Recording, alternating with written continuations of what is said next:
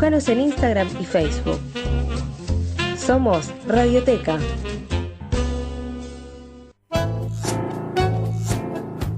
Carlos Solero presenta Letras en la tormenta. El mundo fue y será una porquería, ya lo sé. En el 506 y en el 2000 también, que siempre ha habido chorros, maquiavelos y estafados, contentos y amargados, valores y doblez, pero que en el siglo XX es un despliegue de mal... Qué bueno, ya está Solero y yo tendría que haberle mandado el otro día la música, los tangazos que nos pasó Nancy Caminero de Agustín Magaldi, porque tiene que ver con Solero. Son excelentes los tangos con los días de la audiencia y el equipo de compañeras y compañeros, seguramente. El tango de Agustín Magaldi, Dios te salve mi hijo. Esa pasamos. Es una joya que sigue teniendo absoluta vigencia. Yo creo que habría que ponerla casi como cortina de la radio para todos los días. Además, no le vamos a levantar el ánimo a nadie, pero por lo menos alguna conciencia se puede despertar. Excelente la selección que hizo Nancy Caminero. Aquí le mandamos un cálido saludo, por supuesto. Y hoy, antes de que vos llegaras, estábamos pasando, porque viste que siempre hay sorpresas muy agradables en todo lo que es musical, así, todo. Hoy estamos pasando justamente algo que tiene que ver con un grupo de Buenos Aires, que hace una música realmente muy, muy linda, que me ha sorprendido muchísimo, que después te lo voy a estar pasando a vos también, porque... ¿Se llama el grupo? El grupo se llama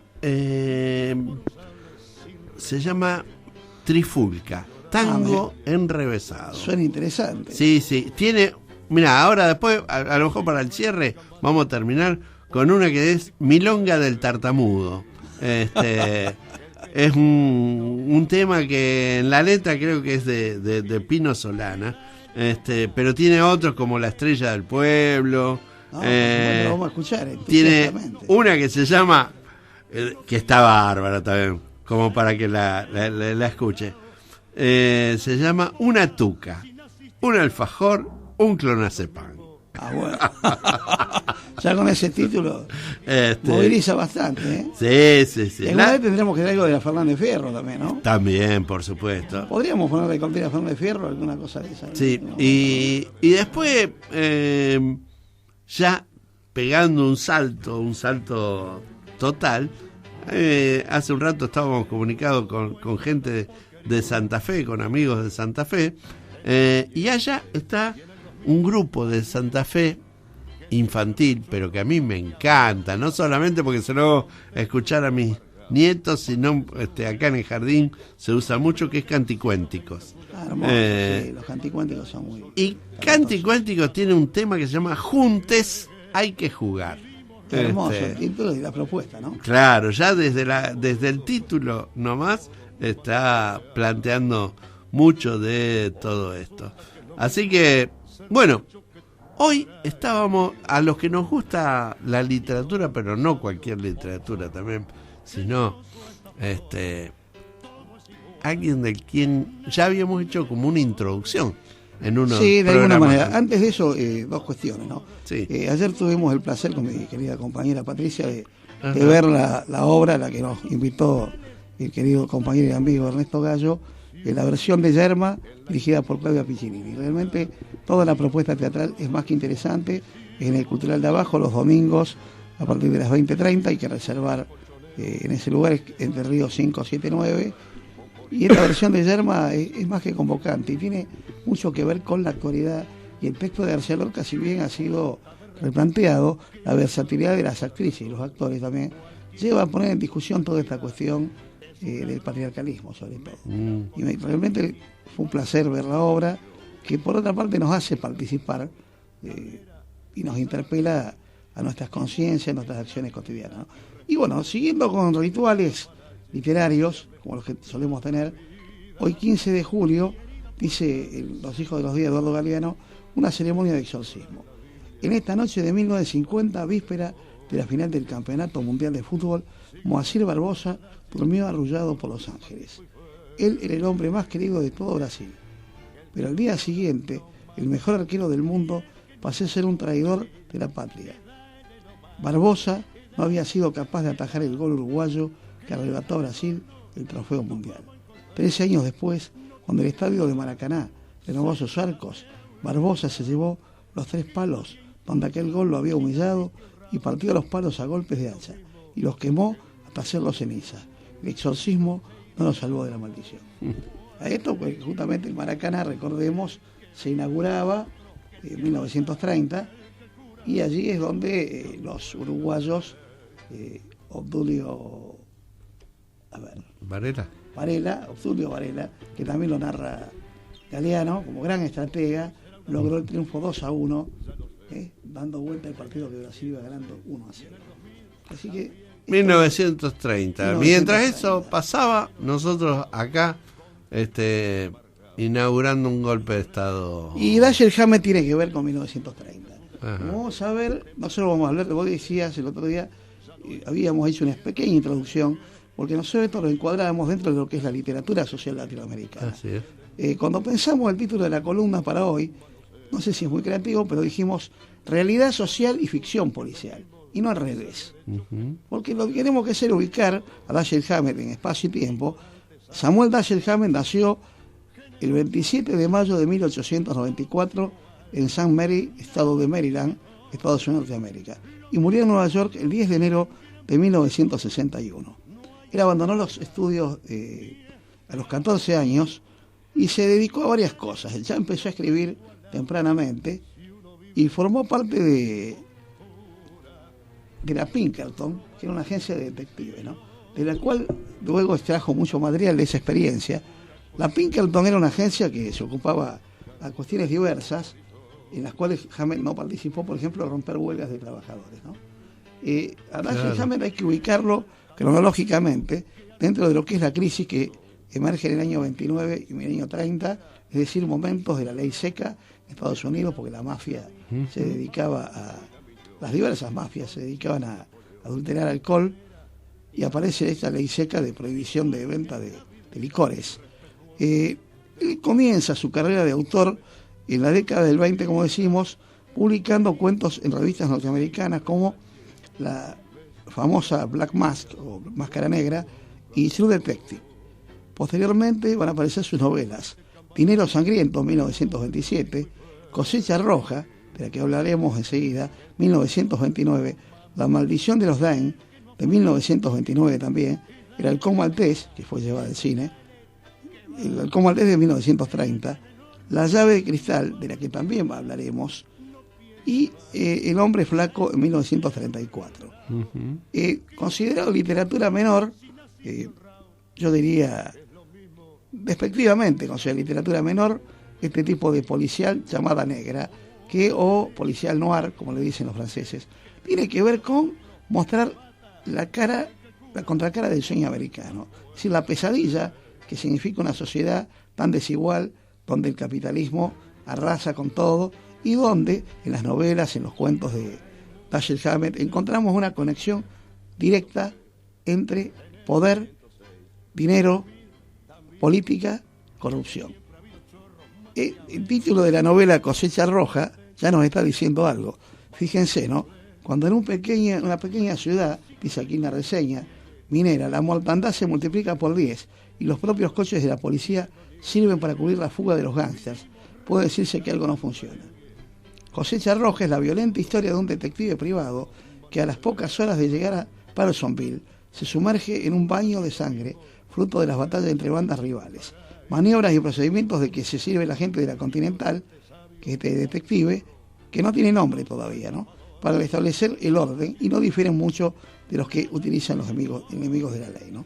Este escritor norteamericano había sido detective, como dijimos, y empieza su carrera literaria en este momento tan conflictivo. Nosotros vamos a desentrañar, gracias a una edición que tenemos argentina, de 1974. Ediciones de Hammett hay infinidad. Sí, algunas son muy extrañas, no diría semiclandestinas, pero yo diría así, piratas en el mejor sentido, Por ejemplo, tenemos una edición del Hombre Flaco, de Thin Man, la famosa novela de Hammett, editada en Cuba.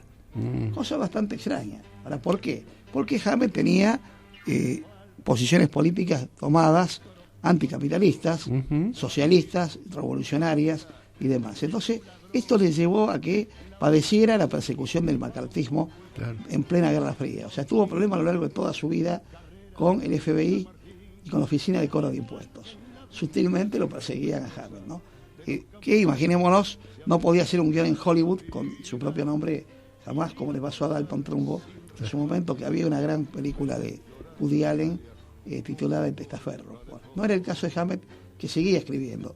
Pero vamos a no desentrañar un secreto, en esta edición de Ediciones El Gallo Rojo, de 1974, hecha en Buenos Aires, que tiene la tapa justamente Black Mask, ¿no? O sea, una imagen de esta revista que difundía a estos escritores, como decimos, que no hacían folletines menores, sino que lo que estaban haciendo era mostrando la mugre de la sociedad. Entonces, seguro, vamos a leer algo que dos creo grandes que nos va a ayudar periodistas acá siempre hablaron de Dashiell. Uno ha sido Soriano. Osvaldo Soriano. Y el otro Sasturain. Así es, Juan Sasturain ha reivindicado, y es tal es así que hay un libro que ha salido recientemente, que es una novela de Dashiell Hammett que estaba inconclusa y que Sasturain ha tenido el coraje de concluirla. O sea, el mejor estilo de Hammett. Esto es interesante. Alguien pregunta, ¿y quién es el agente de la Continental? Generalmente se lo describe como un hombre gordo, cuarentón y anónimo. Pero son correctos esos adjetivos. El tiempo ha llegado, dijo la Morsa. La idea de un detective anónimo fue concebida por el precursor Edgar Allan Poe, que sembró la semilla de su cuento Como tú eres el hombre. La planta fue regada y después por Anna Catherine Green, la historia se titulaba X y Z y fue cultivada hasta su plenitud por la baronesa de Oxy en su maravillosa serie sobre el viejo de la esquina. Entre los detectives contemporáneos seguramente la gente de la Continental de Dashiell Hammett. Bien, vamos concretamente a quién era este, ¿no? No puede existir la menor duda que el hábitat de la gente de la Continental, que vaga por todos los Estados Unidos, pero que tiene centro principal de sus actividades en la ciudad de San Francisco, ofrece ninguna duda sobre la identidad de él. Dice, aquí, prueba evidente de todo ello. En noviembre de 1924, la revista The True Detective, es decir, el verdadero detective, o el detective verdadero, publica un relato titulado ¿Quién mató a Bobby Till? Aceptando, en sentido literal, la palabra verdadero, podemos sin vacilaciones admitir que la autenticidad del relato ha aparecido en la revista True Detective, y en la página 60 directamente dice, en el año 1924, que el relato aparece firmado por Dashiell Hammett. Entonces, allí vemos que justamente no va a ser el agente de la Continental tal como era descrito. Así pues, el agente de la Continental es, según la propia función del propio Dashiell Hammett, ¿es gordo el agente de la Continental? No. Nunca estuvo gordo el señor Hammett, ni es probable que llegue a estarlo, pues en verdad es el prototipo del hombre flaco. Tiene 40 años la gente de la Continental, tampoco. En la época en que el señor Hammett admitió su identidad como agente, tenía 30. ¿Y es el agente de Continental un detective sin nombre? Bien, nadie que esté en su sano juicio se debería afirmar que Dashiell Hammett es un seudónimo. Entonces, esto es interesante para verlo. ¿Por qué? Porque juega con todos estos malos entendidos. Todos estos malos entendidos que, por ejemplo, en la maravillosa película actuada por Humphrey Bogart y Mary Astor en los papeles principales, ahí va a aparecer el personaje de Sam Spade. Y es interesante verlo porque el halcón maltés, cuya trama no vamos a contar, pero que en definitiva muestra fraudes, corrupción, los matones, y vemos un justiciero que quiere vengar el asesinato de su compañero, ¿no? Esos son dos detectives, ¿no? Ahí. Sam Spade es uno de ellos. Y el asesinato de este extraño muestra adulterios, muestra corrupción policial, muestra encubrimientos y demás. Y dejamos para después de escuchar la banda musical justamente del halcón maltés, que recomendamos fervorosamente, comentario de La llave de cristal, porque vamos a ver cuánta vigencia sigue teniendo Hammett. Vamos.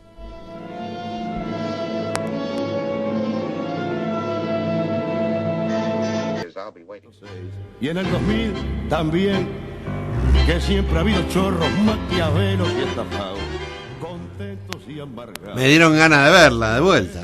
Por supuesto, seguramente, una incitación. Nosotros desde aquí hacemos, digamos, mensajes que no son subliminales, son explícitos, ¿no? Vos sabés que yo, hablando de esos mensajes explícitos, mientras vos estás contando y hablando, te voy a leer algunas frases de Dashiell Hammett que publicó en alguno de sus libros, voy a decir. Este es de Cosecha Roja, de 1929. Frase cortita, pero fíjate la intensidad. Dice Dashiell: el dinero no es el problema, son los principios. ¿Qué tal, Cortito y al pie. Ahí. También en Cosecha Roja, de 1929, dice: para tener lo que uno quería, era preciso dar a los demás lo suyo.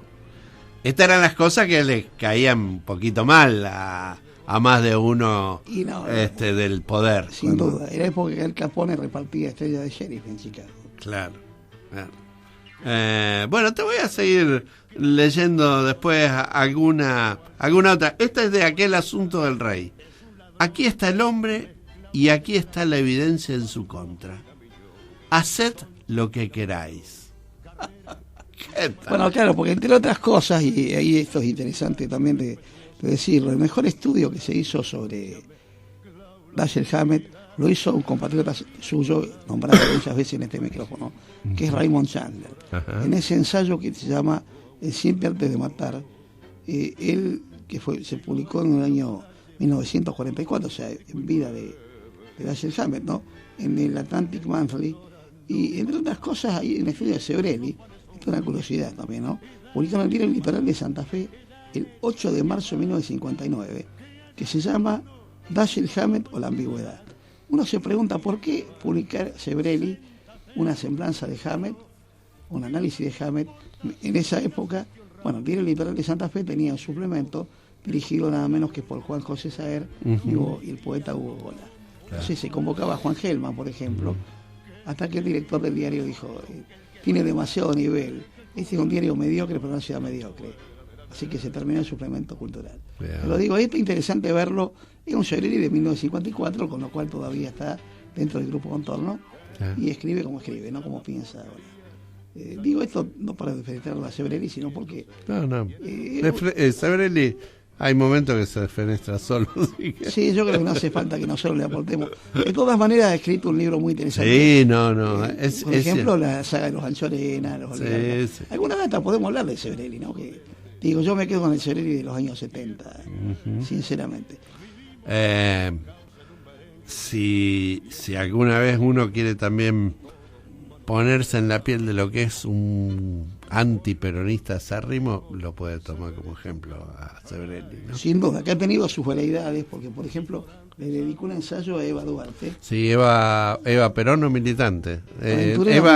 Aventurero interesante. Sí. Veamos de La llave de cristal, que la habíamos nombrado antes. Sí. ¿De qué trata, no? Fíjense que la recomendó, calurosamente se la recomendó el escritor francés André Malraux al escritor André Gide, según testimonia él en su diario, e inserta un argumento que es propiamente detectivesco: la investigación de un homicidio en el ambiente preelectoral en una ciudad norteamericana, dominada por dos bandas de gángsters rivales.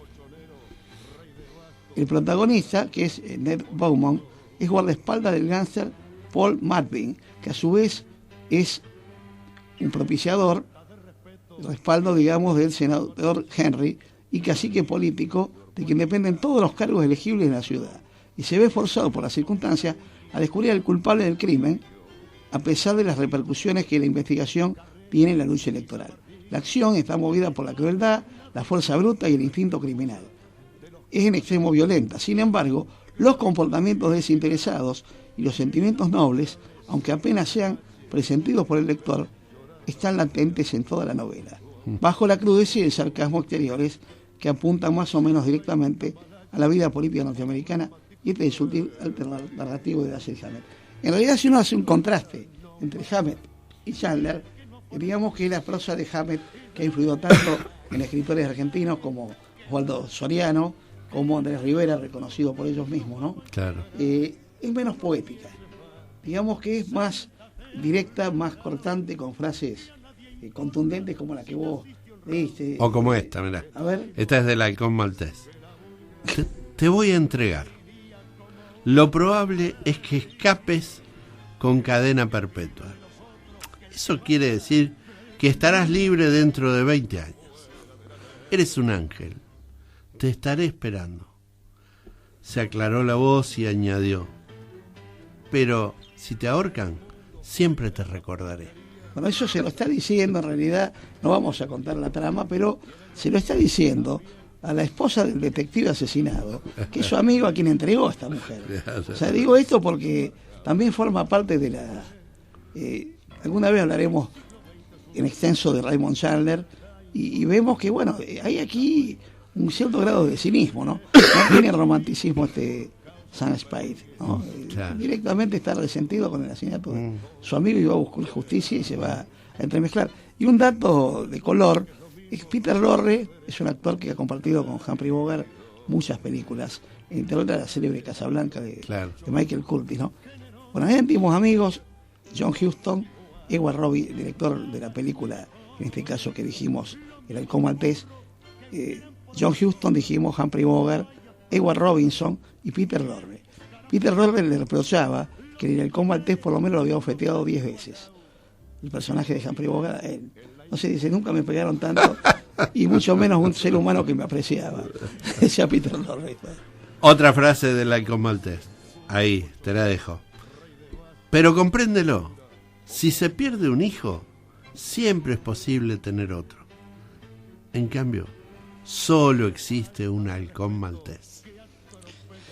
Pero en realidad el halcón maltés es hasta es una pieza falsa, ¿no? Porque lo que quiere mostrar allí Hammett es directamente el fraude y la ambición desmedida por esta pieza que se supone que es una reliquia que llega en un barco, que el barco en realidad lo que trae es contrabando. El halcón maltés es la cuestión, digamos, si se quiere, la coartada que tienen de cómo trasladar contrabando. Entonces, eso es lo que está mostrando permanentemente la escoria de la sociedad Hammett, ¿no?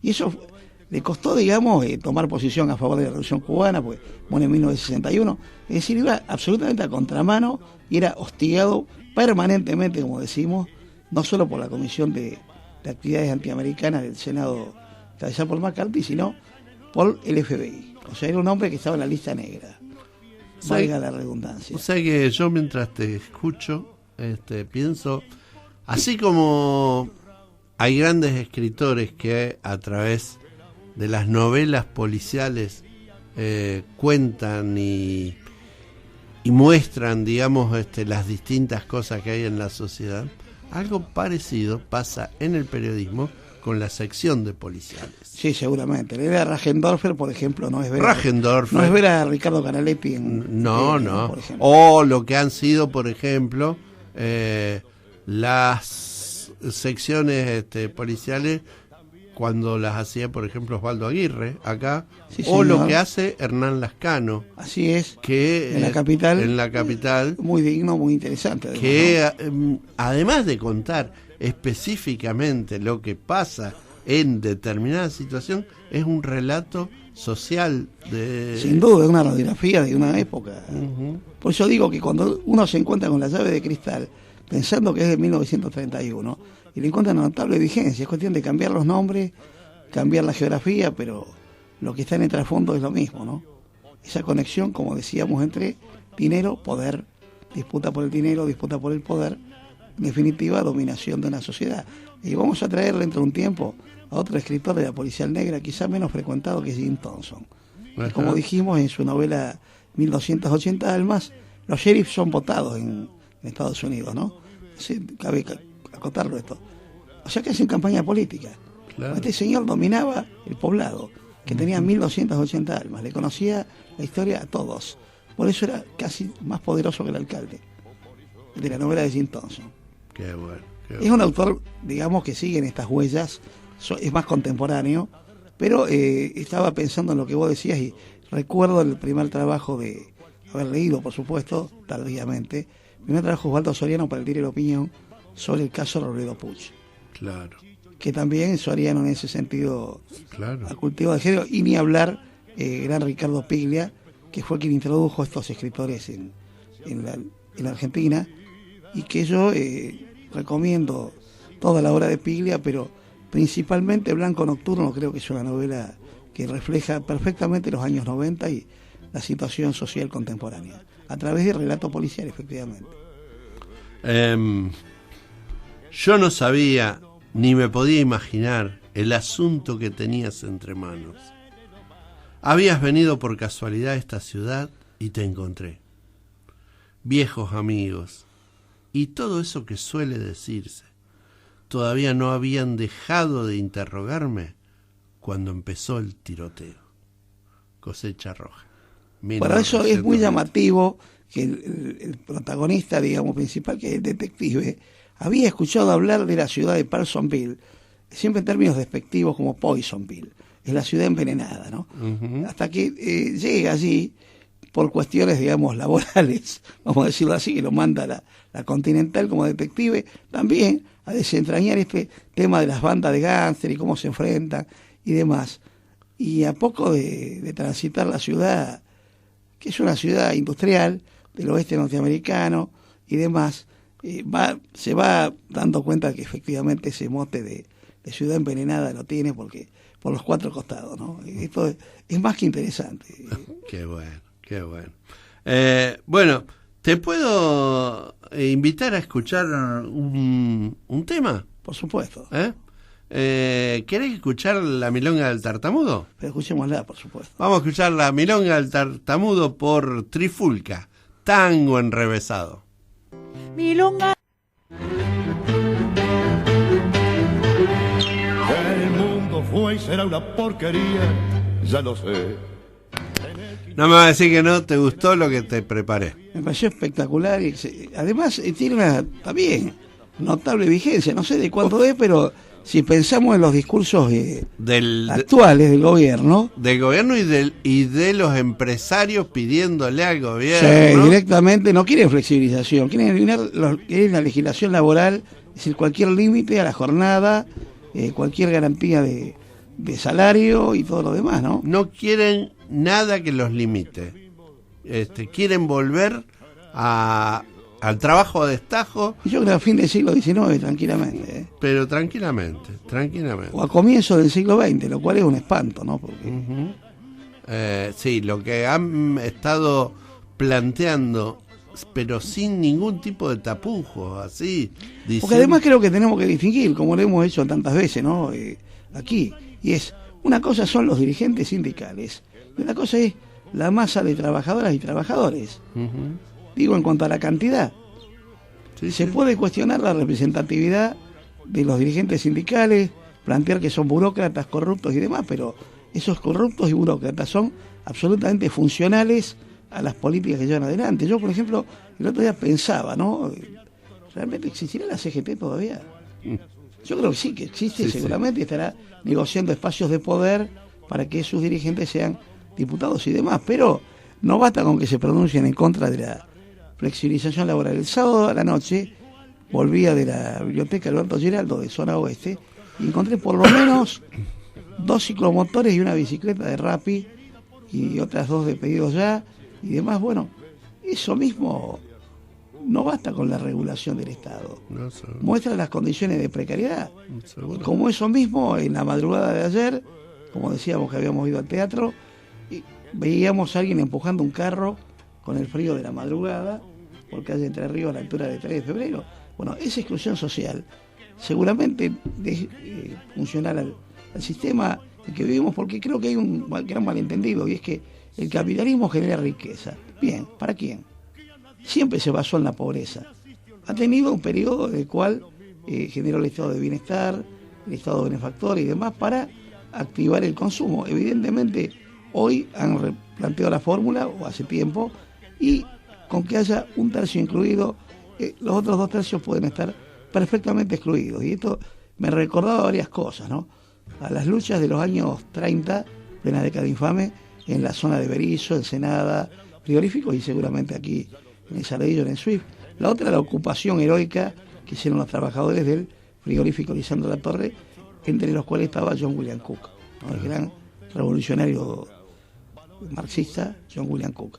Y luego también a las disputas actuales dentro del gremio de la carne, por decirlo así, entre patronales, burócratas sindicales y bandas de gángster, directamente, ¿no? Y esto hoy se llama carne, mañana se llama construcción.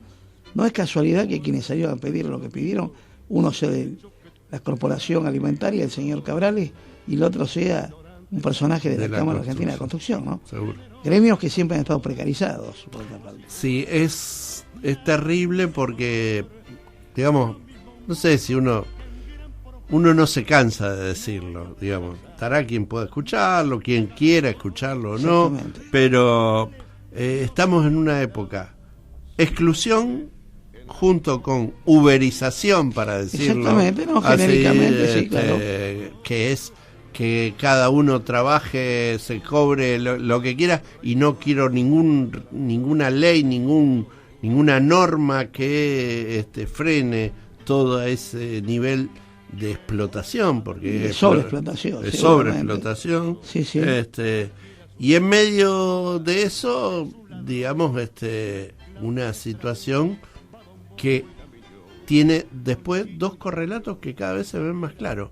Uno es de cantidad de personas durmiendo en la calle, muriendo en la calle. Así es.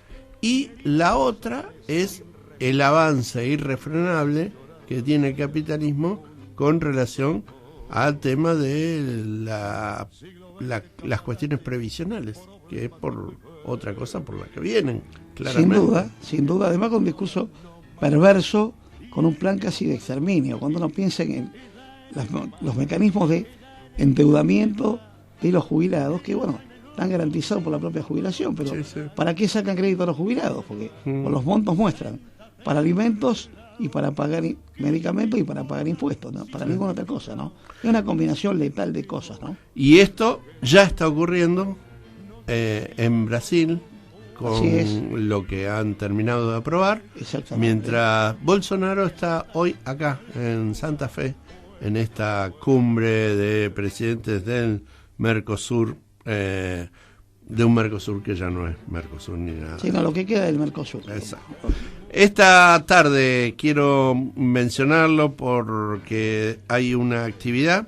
El tríptico sale a la calle el lunes 15 de julio, 14:30 en las escalinatas del Parque España. Va a haber música. Una cimarrona donde toca Luquitas, por ejemplo, Evelina Sanso, Lisandro Echecuri, teatro y humor con el rock de los fachos, con Mumo Oviedo, Lala Brillos y Masu, y cuentos y poemas, entre ellos Melina Pesotto y Carla Sacani, organizado por los trabajadores precarizados del tríptico de la infancia. Acompaña ATE esta actividad que se va a dar en la escalinata del Parque España a las 14:30. Un gusto, como siempre. En la próxima columna vamos a traer a una figura olvidada de la literatura argentina, que vivió más de 100 años y fue protagonista, entre otras cosas, del movimiento de la Reforma Universitaria de 1918, Juan Filloy. Juan Filloy, que ha dejado una obra extraordinaria, pero que tenía que ser semiclandestina la divulgación de su obra, porque él era juez federal y hasta llegó a ser camarista. Entonces, si tenía que aplicar el Código Penal, se lo tenía que aplicar a sí mismo. Vamos a ver a Juan Filloy, escritor cordobés, que ha inspirado, entre otros, nada menos que a Julio Cortázar con su novela Caterva, por ejemplo, ¿no? La novela de Filloy, Caterva, aparece en Rayuela de Julio Cortázar. Y alguna vez también vamos a ver a Julio Cortázar cuando Cortázar no era Cortázar. Es decir, cuando Cortázar no era el escritor conocido del boom latinoamericano. Tenemos a Macedonio Fernández de carpeta y va a venir Luis Franco en algún momento. Vamos prometiendo lo que se puede cumplir. Un montón. Las únicas promesas que se cumplen ocurren acá, con Carlos Soler. No solamente, con todo el equipo. Un placer como siempre. Te voy a invitar a que te quedes para escuchar este último tema con el que nos despedimos. Un tema de Peteco Carabajal, La Estrella del Pueblo. Un tema que se las trae, Sin duda.